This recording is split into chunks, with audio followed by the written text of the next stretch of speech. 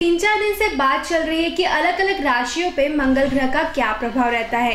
हमने जाना था वृश्चिक राशि तक, हमारी बात कल अधूरी रह गई थी। वृश्चिक राशि के बारे में हम जान रहे थे कि उन पर मंगल का क्या प्रभाव रहता है। तो जानते हैं आनंद जी से कि वो मंगल राशि के बारे में बताएं कि उनका वृश्चिक राशि के ऊपर क्या प्रभाव रहता है। मित्रों, ये कार्यक्रम सिर्फ आपके लिए है। आप चाहें तो यदि आपकी कोई भी जीवन की परेशानियां हैं, हमें हमारे इस नंबर पे कॉल करके आप अपनी समस्या का घर बैठे समाधान पा सकते हैं।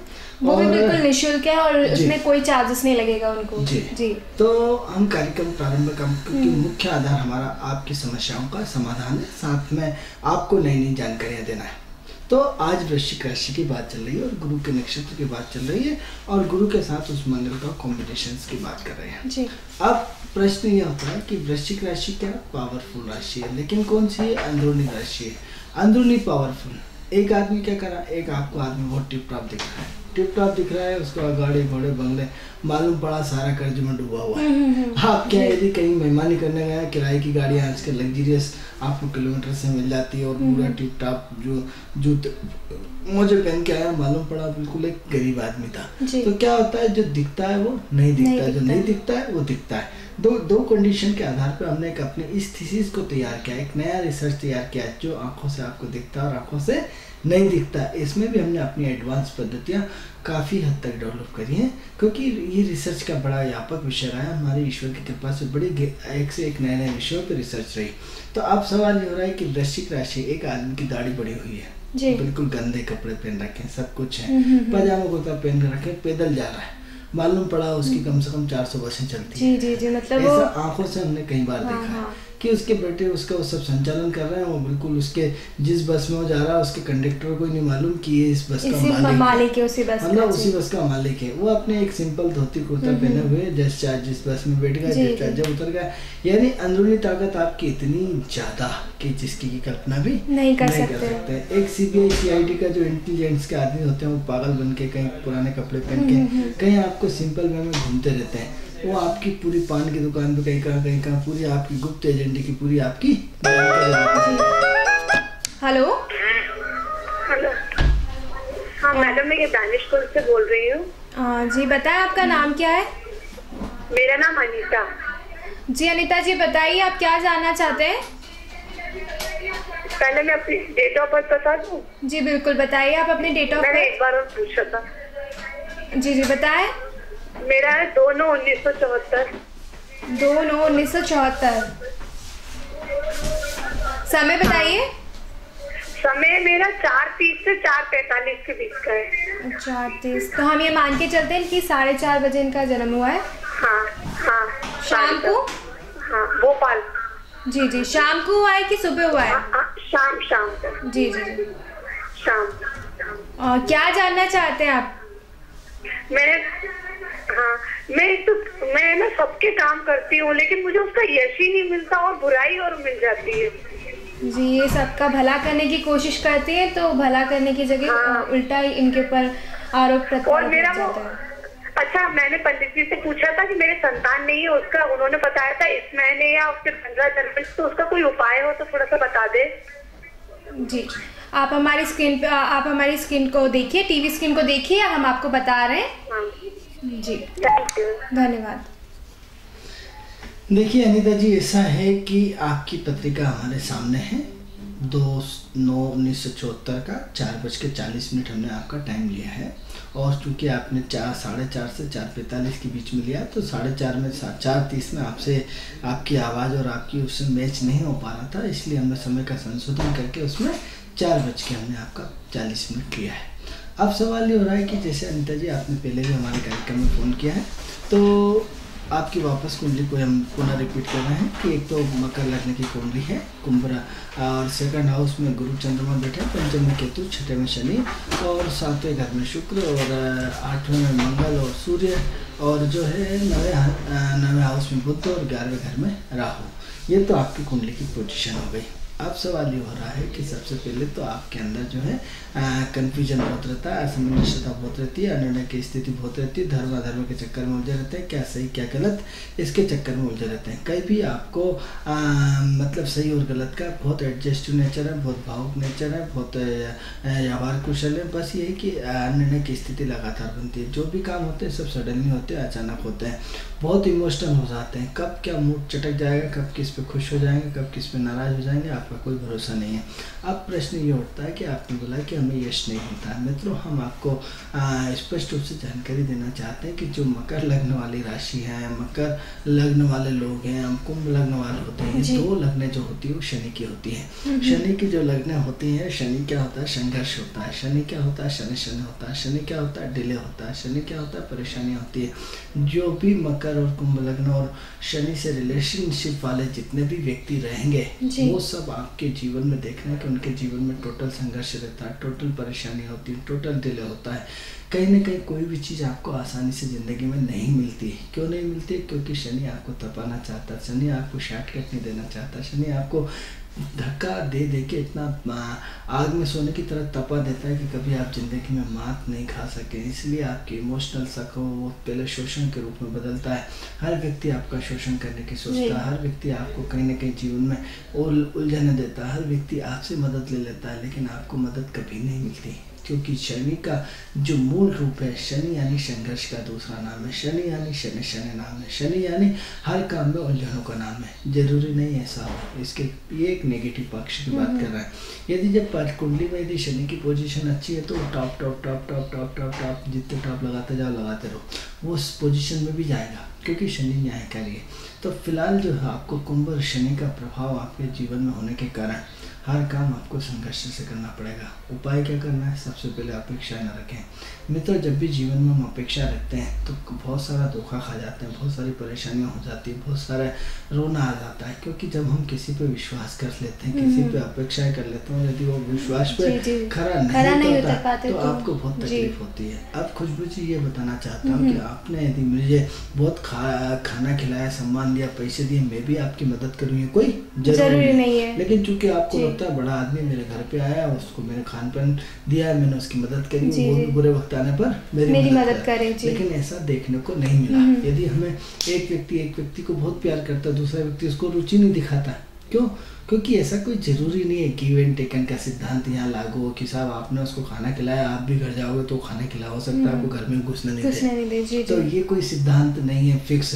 तो आपकी सबसे बड़ी दुख का कारण आपकी अपेक्षाएं हैं। मतलब अपेक्षा ज्यादा नहीं रखनी चाहिए दूसरों से। अपेक्षा ज्यादा नहीं, अपेक्षा रखना ही नहीं चाहिए। अपेक्षा रखना ही घोर पाप है। जहाँ आपने, क्योंकि सवाल ही होता है खुशबू जी, ऐसा देखने को मिला है कि व्यक्ति आदमी पे ज्यादा विश्वास करता है, आदमी पे पूरी एनर्जी को छोड़ देता है। कभी भगवान पे विश्वास करके तो देखो, क्योंकि आदमी अपने जीवन के इर्द गिर्द जो शक्तिशाली और ताकतवर लोग रहते हैं उन्हीं को भगवान मानने लगता है, उन्हीं को सब कुछ मानने लगता है। सीएम कोई भगवान थोड़ी, पीएम कोई भगवान थोड़ी।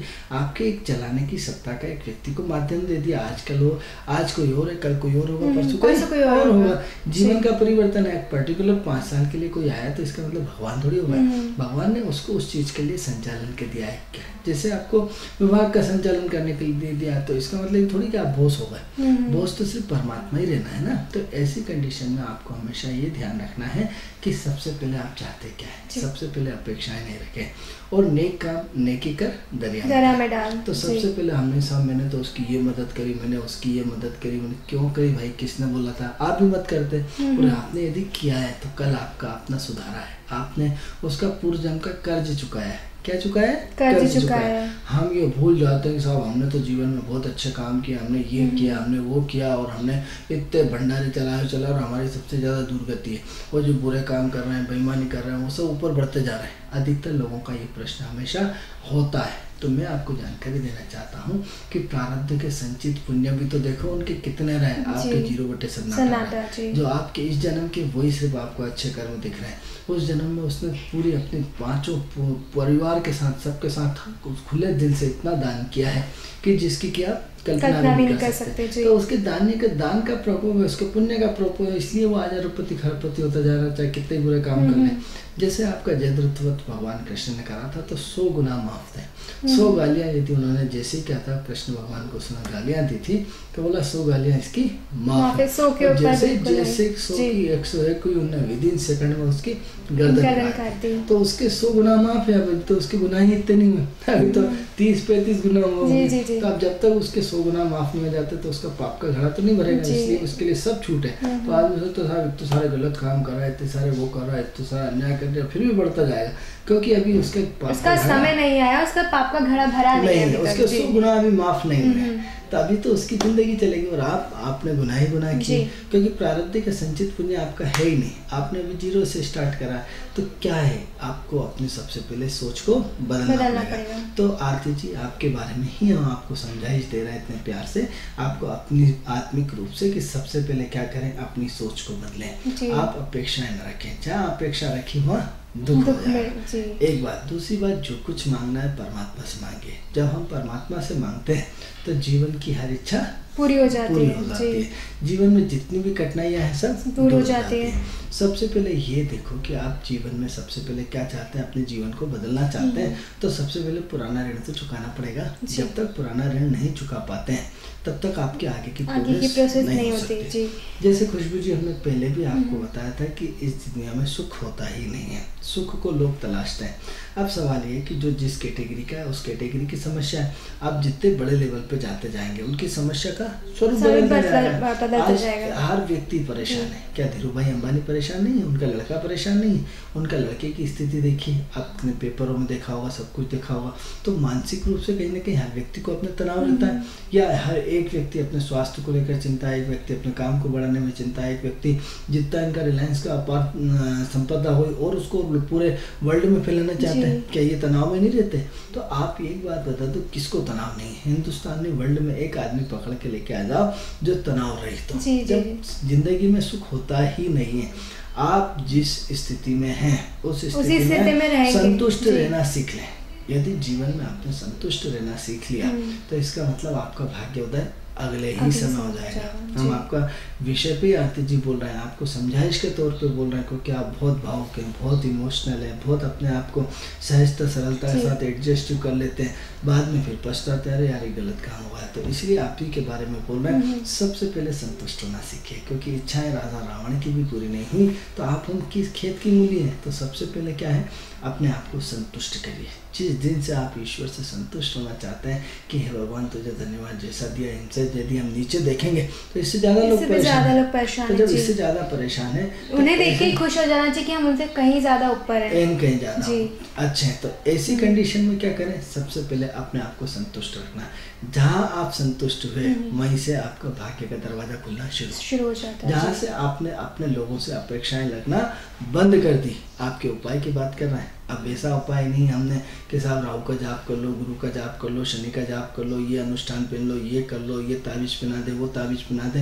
हम आपको ऐसा कुछ भी नहीं बता रहे, हम आपको साफ सुथरा बता रहे नहीं। आपसे ये कह रहे हैं कि नहीं आप तो मोती पहन लो, आप ये शनि का पहन लो, हीरा पहन लो, कुछ नहीं बता रहे। सिंपल सोच बदल दो, दुनिया बदल जाएगी। आपकी अपनी सोच आपके जीवन में बहुत बड़ी क्रांति लाती है। सिर्फ एक बार करके तो देखिए, क्या करना है आज के बाद, सिर्फ अपेक्षा किसी से नहीं रखनी है जी। एक बात, दूसरा संतुष्ट होना सीखिए। अपने नीचे देखिए कि अपने से नीचे कितने लोग परेशान हैं। तो आरती जी आपकी चर्चा जारी रहेगी। Hello hello sir. हेलो बताएं, आपका नाम क्या है? मेरा नाम रंजना है। रंजना, मैं भोपाल से बोल रही हूँ। जी जी जी, बताएं आप किसके बारे में जानना चाहते हैं? भोपाल में कहाँ से? अपने बारे में जानना। जी जी जी, भोपाल में कहाँ से बोल रहे हैं आप? बीएचएल से। बीएचएल से बोल रहे हैं आप। तो बताएं आपको क्या समस्या है, किस बारे में जानना चाहते हैं आप? मैं यही कि है ना, मैं बहुत परेशान रहती हूँ और काम धंधा नहीं लगता है इनको। जी जी, आप अपनी डेट ऑफ बर्थ बताएं और समय बताएं हमें। 22/8/78। समय बताइए। समय नहीं मालूम इतना। आनंद जी, इनको समय नहीं बताया तो हम जो हम नंबर की पद्धति अपनाते हैं। एक नंबर बोले, एक नंबर बोलिए आप। नंबर क्यों बोल रहे हैं? भविष्य जानने के लिए। दर्शकों, हम आपको बताना चाहते हैं कि जिन लोगों की डेट ऑफ बर्थ स्थान समय नहीं होता है, इन्होंने 2 नंबर बताया आनंद जी। दर्शकों बताना चाह रहे हैं कि जिन लोगों की अपनी डेट ऑफ बर्थ स्थान समय नहीं होता है, उनका हम 1 से लेकर 249 के बीच में एक नंबर लेकर के पूरा भविष्य बता देते हैं। तो आपको किसके बारे में जानना है? और ये अपने बारे में खुद जानना चाहती हैं और जानना चाहती हैं कि इनके जो हस्बैंड है उनका कामकाज जो है वो ठीक नहीं चल रहा है। हस्बैंड की डेट ऑफ बर्थ है? हेलो, चलिए, इनसे संपर्क टूट गया है हमारा। कोई बात नहीं। तो अब अपन इस पर चर्चा करते हैं कि इनकी जो कुंडली है जो है वो मेष लग्न की पत्रिका आई है। आरती जी थोड़ा सा इंतजार करें, इस पत्रिका के बाद हम आपको पुनः आपकी कुंडली पे चर्चा करेंगे। तो ऐसा है कि आप ने जो 2 नंबर बोला है, उस 2 नंबर के आधार पे ये दिखता है कि आपका जीवन काफ़ी संघर्षशील रहा है, काफ़ी स्ट्रगल रहा है, लेकिन आपकी लाइफ में अप एंड डाउन्स बहुत ज़्यादा हुए हैं, उतार चढ़ाव बहुत ज़्यादा हुए हैं। गुस्से के तेज हैं, जिद्दी हैं, अपनी अपनी चलाते हैं, किसी की सुनने को तैयार नहीं है। आप अपनी लाइफ में पूरी लग्जरियस से चाहते हैं, व्यवस्थितता चाहते हैं, पूरे सिस्टमेटिक से चाहते हैं, परिवार की आपको बहुत सारी चिंता लगी रहती है। अभी शनि की दशा आपकी प्रारंभ हुई है। शनि आपकी जो कुंडली में वो दशा के रूप में आया है। जब से आपकी शनि की दशा आई है तब से लेकर हर काम आपके स्लो हो रहा है, दिक्कत से हो रहा है, और ऐसा लगातार 2004 के बाद लगातार हो रहा है। 2004 से आपके काम करने की गति धीमी हो सकता है, आपके ऊपर कोई कर्ज हो, और कर्ज नहीं हो तो हो सकता है स्वास्थ्य को लेकर चिंता हो। एक तो क्या है, दिमाग में 24 घंटे उथल पुथल आपको विभिन्न रूपों में चलती रहती कि ऐसा हो जाए, ये हो जाए, वो हो जाए। 24 घंटे दिमाग में कुछ न कुछ फितूर चलता ही रहता है। तो आपके पति क्या है, बहुत सीधे आदमी, सज्जन आदमी, व्यावहारिक आदमी है और बहुत सिंपल आदमी है। तो क्या है, आपके पति जो हैं वो दुनियादारी से हटके हैं, उनके अंदर छल कपट कुछ भी नहीं है। हाँ, ये अलग चीज़ है कि गुस्से के तेज है, दिमाग दौड़ाते रहते हैं और पूरा व्यावहारिक आदमी है। तो ऐसे क्या होता है, जीवन में जीने के लिए आदमी को सब तरह से परिपूर्ण होना चाहिए। जो आपके पति सिर्फ सिद्धांतिक है, हर किसी की बातों में आ जाते हैं और दिमाग दौड़ाते रहते हैं।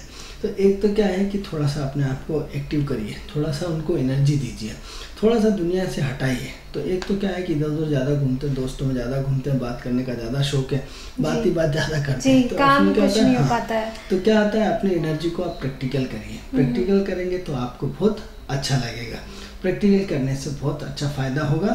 तो इसके अलावा क्या है कि इस वक्त जो है शनि में राहु का अंतर चल रहा है, जो आप विगत 6 महीने से बहुत ज़्यादा कन्फ्यूजन है, बहुत ज़्यादा असमंजसता हो सकता है, आपके व्यापार में कोई आपको नुकसान भी हुआ है। तो थोड़ा सा 3 महीने का इंतजार करिए, अगस्त के बाद स्थिति सुधार आ जाएगी। इसके अलावा हमारे इस लैपटॉप पे हमारे नंबर लिखे हुए हैं, चाहे तो आप हमारे इन नंबरों से भी बाद में संपर्क कर सकते हैं। हम आरती जी की कुंडली की तरफ बढ़ते हैं। आनंद जी, तो आरती जी आपकी कुंडली की चर्चा चल रही थी। तो कुंडली आपकी मकर लग्न की थी, और मकर लग्न में जो सबसे पहले क्या है, अभी बुद्धि की महादशा चल रही है। अब बुद्धि की महादशा चल रही, तो बुद्धि क्या है, दिमाग बहुत तेज दौड़ाता है। बुद्ध कहीं ना कहीं आपको असंतुष्ट करता है, कहीं ना कहीं आपको ये चाहता है कि आप नौकरी करें, व्यापार करें, काम धंधा करें, अपने आप को कहीं ना कहीं लगा के रखना चाहता है। इसके अलावा आपकी महत्वाकांक्षाएं बहुत है। महत्वाकांक्षाएं इतनी ज़्यादा है कि कुछ ना कुछ आप अपनी पूरी लाइफ को लग्जरियस जीना चाहते हैं, व्यवस्थित जीना चाहते हैं, कहीं ना कहीं सिस्टमेटिक जीना चाहते हैं। ज्योतिष का भी आपके ज्योतिष कुंडली में योग बनना है, ज्योतिष का भी कुल योग है इसमें आपके बनने के। ज्योतिष में आपको अच्छा इंटरेस्ट होना चाहिए, रुचि होना चाहिए। आप चाहें तो ज्योतिष भी सीख सकते हैं। तो आनंद जी ये जानना चाहते थे कि इनकी जो है वो संतान नहीं हो पा रही है। एक्चुअली क्या हो रहा है, इसमें जो है पुरुष ग्रहों की दशा नहीं चल रही है, स्त्री ग्रहों की दशा चल रही है। तो अब स्त्री ग्रहों की दशा चलने के कारण इनके क्या अवसर बनते हैं और अवसर बन के कैंसिल हो जाते हैं। तो अभी कहीं ना कहीं अभी मंगल का अंतर चल रहा है। आप चाहें तो ये पीरियड आपका दिसंबर तक का एक उपयुक्त बच्चे के लिए समय चल रहा है, क्योंकि संतान इसमें क्या विलंब से होने की थी, तो विलंब से ही संभावना है, काफी विलंब हो गया। तो आप एक काम करें, इस वर्ष थोड़ा सा आपने प्रयास करें, क्योंकि इस वर्ष पुरुष ग्रहों की दशा चल रही, शनि गुरु के नक्षत्र में, राहु मंगल के नक्षत्र में। तो दिसंबर 2014 के पहले आपके संतान के योग बनने की संभावनाएं बनती है। तो ऐसी कंडीशन में क्या है कि थोड़ा सा अपना दान पुण्य बढ़ाएं। मित्रों, हमेशा आप यदि दान पुण्य बढ़ाएंगे तो जीवन में प्रगति होना शुरू हो जाएगी। व्यक्ति के यदि दान पुण्य नहीं है तो व्यक्ति की प्रॉब्लम क्रिएट हो जाती है। तो सबसे पहले दान पुण्य क्या करें, अपनी कमाई का 2% हिस्सा दान करें। यदि अपनी कमाई का 2%, हमेशा हम अपने कार्यक्रम में सारे दर्शकों को एक ही बात कहते हैं कि अपनी कमाई का, क्योंकि जो रुपया आप कमाते हैं इस रुपये पे आपका हक नहीं है, इस रुपये पे सबका हक है। चाय वाले का, दूध वाले का, बर्तन वाले का, धोने वाले का, सबका, पानी वाले का, सबका हक है। तो आप सबसे पहले क्या, प्रकृति का हक नहीं है, प्रकृति के लिए काम करिए। तो क्या करें, 100 रुपये से 2 रुपये, 1000 रुपये से 20 रुपये, जो गरीब, दुखी, लाचार, बीमार, मजबूर, छोटे बच्चे या जो भी परेशान हो, अपनी कमाई का 2% हिस्सा दान करें। दूसरा महत्वपूर्ण उपाय हम आपको हर बार बताते हैं कि तुला दान। आज नेता जीता, राजनेता जीता तो क्या करते हैं, उसको लड्डुओं से, मिठाई से, सिक्कों से तुला दान करते हैं। हर व्यक्ति को अपना तुला दान करना चाहिए। तुला दान मतलब आपका जितना वजन है उतने वजन का 1 किलो गेहूं बढ़ा करके यदि गरीब, दुखी, लाचार, बीमार व्यक्ति को देते हैं तो आपकी जिंदगी की अवस्थाएं ऑटोमेटिक अगले दिन से चेंज होना शुरू हो जाएगी। क्यों होगी, क्योंकि आपने ईश्वर की मदद की, प्रकृति की मदद करी है। दूसरा ये है कि मित्रों, यदि संसार में असंख्य जीवात्मा है, ये शरीर जो है जीवात्माओं का चलता है, जीवित आत्माओं में ट्रांसफर होता रहता है। जैसे हम कालसर्प योग की बात करें या पूर्वजन्म की बात करें या पितृदोष की बात करें या पितृदोष के रूप में, आज आप कौवों को क्या बोलते हैं, यदि ग्रंथ उठा के देखेंगे तो आपके पितृ होते हैं। जो कौवे जो आपको, आप जब भी 16 वो आते हैं, श्राद्ध पक्ष आता है, क्या करते हैं, आप कौवों को भोजन कराते हैं ना, कि हमारे पूर्वज हैं। हमारे पूर्वजों के क्या, आपने पक्षियों को या इतनी जीवात्माओं को, अपने पूर्वजों के बारे में सोचा, क्योंकि कन्वर्ट हो गई जात किसी भी चीज़ में। तो सबसे पहले अपने हर रोज पक्षियों को आप दाना दीजिए, पक्षियों को 7 तरह का अनाज कराइए। एक तरह का अनाज मित्रों कभी नहीं देना चाहिए। आप डिनर में चाहते हैं तो आप खुश हो जाते हैं, आपको मिठाई पसंद है, मिठाई मिलती है, किसी को नमकीन पसंद है, नमकीन मिलता है, किसी को जूस। अब मान लो एक ही आइटम रख दिया, आप के आ जाते हैं, लेकिन जब डिनर होता है तो लोग जितना चाहे उतना खाओ, तो आप संतुष्ट हो जाते हैं। तो पक्षियों को भी डिनर कराइए, किसी को क्या पसंद है, किसी को क्या पसंद है, किसी को क्या पसंद है। अब ऐसी कंडीशन में यदि आपको गेहूं, चावल, ज्वार, मक्का, बाजरा, सब तरह का अनाज, 7 तरह की लीलाएं आपको बार बार बता चुके हैं कि 7 तरह की नदियाँ होती हैं, 7 तरह के जल फेरे होते हैं, 7 तरह के रंग होते हैं, 7 का बहुत बड़ा रोल है। इसलिए 7 तरह का अनाज मिला करके डेली, नित्य प्रतिदिन आप पक्षियों को दीजिए। तो आपने क्या करा, जीवात्माओं को भोजन करा दिया। इसके अलावा क्या करें, नदियों में मित्रों 5 तरह से उपाय होता है, जल तत्व, अग्नि तत्व, पृथ्वी तत्व, वायु तत्व। नदी मतलब पानी में अनाज डाल के मछलियों को खिलाइए। मछली नहीं, मछली तो एक बहाना है। आप छोटे छोटे कीड़े मकोड़े असंख्य, मछली तो होती मछली तो मुंह में एक रूटीन दिनचर्या में आती है। मछली के अलावा आप देखेंगे थोड़ी देर नदी में बैठ के, न जाने छोटे छोटे असंख्य कीड़े होते हैं। आपने क्या करा दिया, ब्रह्म भोज करा दिया। तो आप क्या करते हैं, इसके अलावा आप पृथ्वी तत्व पे जाइए। पृथ्वी तत्व में छोटी छोटी चींटियां, छोटे छोटे कीड़े होते हैं।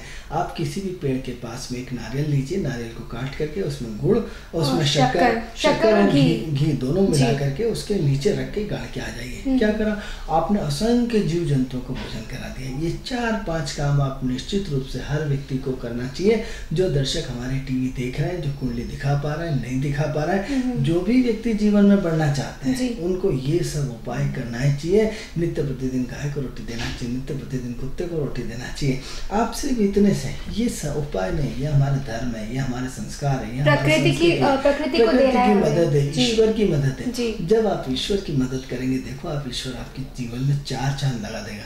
मित्रों, जब संतान की बात होती है तो संतान हमारे पूर्वजन्म के पितरों के आशीर्वाद से होती है। जब हमारे पितृ अतृप्त होते हैं तो हमारी संतान विलंब से होती है, डिले होती है, दिक्कतों से होती है। तो पितरों के आशीर्वाद से ही हमारे जीवन में प्रोग्रेस होती है। तो कहीं ना कहीं आरती जी, आपके पितरों का आपको उपाय करना पड़ेगा, क्योंकि पितृ पक्ष के प्रसन्न होने से जीवन प्रसन्न हो जाता है। इसलिए आज आप सबसे पहले नित्य प्रतिदिन जितनी जीवात्माओं को ये छोटे छोटे उपाय हमने बताए हैं, इसको नित्य प्रतिदिन करें। इसके अलावा हमारा ये लैपटॉप पे नंबर लिखा हुआ है, आप हमारे कार्यक्रम से जुड़ करके अलग से भी हमें फ़ोन करके पूरी डिटेल जानकारी आप ले सकते हैं। हमारा फ़ोन इसमें चालू रहता है। जी आनंद जी, तो हम बात कर रहे थे वृश्चिक राशि के बारे में। वृश्चिक के साथ गुरु नक्षत्र का क्या उससे तालमेल है, प्लस मंगल का उससे क्या प्रभाव पड़ता है? तो बात ये हो रही थी खुशबू जी कि हम जो वृश्चिक राशि की बात कर रहे थे, यानी दिखने में असाधारण व्यक्ति, दिखने में बहुत सिंपल आदमी, लेकिन है वो असाधारण आदमी। अब जैसे मैंने आपको इसका उदाहरण दिया था कि भोपाल में फिल्मों में शूटिंग होती है, हमारे डायरेक्टर और सब रोड पे ऐसे घूमते रहते हैं। जी, लेकिन उनको देख के आप मतलब जो लोग उनको नहीं जानते वो उनको गैस नहीं कर सकते, पहचान नहीं सकते कि वो प्रकाश झा है कि और कौन है। अब आपने देखा होगा कि प्रकाश झा निरंतर कभी फ्रूट की दुकान पे, कभी पैदल, कभी वॉकिंग, कभी कहाँ, कभी मस्त मोला व्यक्ति का धनी अकेला ही घूम रहा रोड की सड़कों पर। अब कोई यदि कह नहीं सकता कि ये प्रकाश झा हो सकते हैं, फिल्मों के निर्माता हो सकते हैं, ये भोपाल की शूटिंग कर रहे हैं, जिसकी पिक्चर हम देखने जा रहे हैं बोल के उसके निर्माता निर्देशक यही है। लेकिन जो लोग पहचानते वो समझ जाते हैं कि प्रकाश झा, यानी कितना सिंपल और कितना सहजता, ये सब वृश्चिक राशि के गुणधर्म है मित्रों। और यदि मेष राशि वाली होती है, शुक्र का प्रभाव होता, ईगो होता, कार से नहीं उतरता, आदमी बिल्कुल कार चढ़ा के अपने आप को पूरा कवर्ड करके रखता। तो ये जितना सहजता सरलता होती है वृश्चिकता की अपनी पहचान है। क्योंकि आप वृश्चिक राशि को आप जज नहीं कर सकते कि सीबीआई का आदमी कि चोर है, कि बेईमान है, कि गुंडा है, कि बदमाश है, कि पावरफुल आदमी। किसी के चेहरे पे तो ये नहीं लिखा रहता कि ये बहुत बड़ा आदमी है। जब हम यदि कहीं खड़े होते हैं, कहीं बात करते हैं, तो आदमी इग्नोर कर देता होगा कोई, जैसे ही मालूम पड़ता है अरे ज्योतिष, अरे साहब ये सब बैठे, अरे साहब क्या लेंगे। आपकी व्यक्ति की एक ज्योतिष सुनने के बाद उसकी एक मोरल चेंज हो जाता है, उसका ऑरा चेंज हो जाता है, उसकी बात करने की फितरत चेंज हो जाती है, उसका हमारे प्रति देखने का नजरिया चेंज हो जाता है। लेकिन जब तक हम अपना इंट्रोडक्शन नहीं देते, हम यहाँ होंगे तो क्या होता है, आदमी साधारण वे में उसमें सारी चीजें निकाल देता है। तब ऐसी कंडीशन में अपने आप को सबसे पहले साधना से जोड़िए। साधना से क्या जोड़े? आध्यात्म की साधना करिए। साधना करने से क्या होगा, आपका तीसरा नेत्र जागृत होगा। तीसरा नेत्र जागृत कर होगा तो आपको व्यक्ति की पहचान होगी कि जो व्यक्ति इतना सिंपल है, आपको खुद दिखने लगेगा उसका चेहरा, उसका तेज, उसका प्रकाश, उसका कि ये व्यक्ति विद्वान है, ये व्यक्ति कुछ है। कहीं ना कहीं वही रोड पे जा रहा और आपको उसकी एटीट्यूड से लगता है नहीं ये आदमी बहुत दमदार दिखता है, और वाकई दमदार होता है, किसी कंपनी का एमडी या कुछ होता है। सहज सिंपल होने के बाद कई बार आप क्या होता है, सिंपल होगा, लोकल डब्बे में बैठा, लेकिन उसके हाव भाव से उसको रिजर्वेशन नहीं मिला, लेकिन उसकी बातों से आपको लगेगा कि ये दमदार मतलब, और वाकई वो दमदार निकल जाता है। तो ऐसी कंडीशन में आपका सिक्स सेंस होना चाहिए। सिक्स सेंस कहाँ से आएगा? ध्यान से। सिक्स सेंस क्या होता है? साधना से। सिक्स सेंस कहाँ से आएगा? दान पुण्य से। मित्रों, यदि आप अपने आप को, अपने जीवन की शैली को बदलना चाहते हैं तो अध्यात्म से जुड़िए और डायरेक्ट भगवान से कनेक्शन। इतना नहीं, भगवान को आप मत जाइए मंदिर, मत चढ़ाइए पूजा फूट। भगवान किसी अगरबत्ती से खुश होने वाला नहीं है, भगवान आपके नारियल चढ़ाने से खुश होने वाला नहीं है। आपने गणेश जी को कितने लड्डू खिला दिए, हर गणेश चतुर्थी का आप करोड़ों अरबों खरबों रुपए के लड्डू चढ़ा देते हैं। क्या भगवान ने एक लड्डू खाया? आज तक नहीं खाया। लड्डू किसने खाया? आपने खा लिए, भोग लगा के पंडित जी ने आपको ही दे दी प्रसाद के रूप में। लेकिन ये बताएं कि इस देश से उसकी कितनी देर लोगों की गरीबी दूर हो सकती है, कितनी परेशानियां दूर हो सकती है। हमारी भावनाओं का हम सम्मान करते हैं, लेकिन क्या आपके अंदर परिवर्तन है उन लड्डुओं का हजारों भोग लगाने? मित्रों, एक बात और महत्वपूर्ण कहना चाहता हूँ कि आज से 10-20 साल पिछले जाइए तो एक बड़ी मुश्किल से गाँव में कहीं